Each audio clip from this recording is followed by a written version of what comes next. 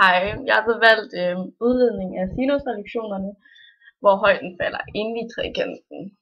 Øh, vi tager i en vilkårlig trekant, der tager vi udgangspunkt i vinklen A, B og C.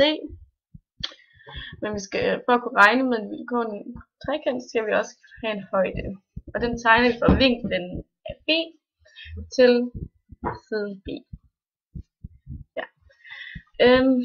Om en retvinklet trekant, der ved vi, at vinklen divideret med modstående er lige med modstående kathete divideret med hypotenusen.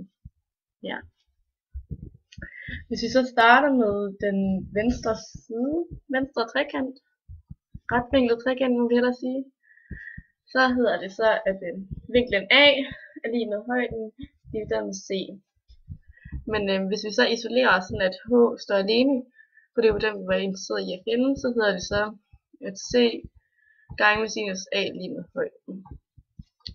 Og lige sådan så gør vi det med den højre side, hvor det bare er vinklen C, vi tager udgangspunkt i.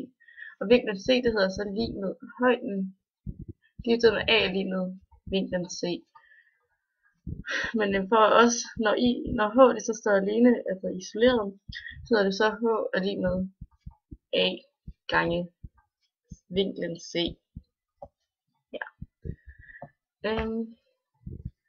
Og nu står det jo så, at det er A gange sinus C lige med C gange sinus A. Det er fordi, at højden er blevet beskrevet, den er blevet udtrykt på to forskellige måder.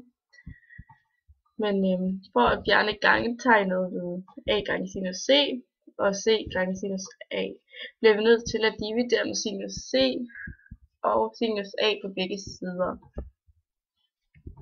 af lighedstegnet. Og det er jo så det, vi gør her. Og der finder vi så bagefter, nu har vi så fundet frem til, at A divideret med sinus A er lige med C divideret med sinus C. Altså nu har vi udledt sinusrelationerne.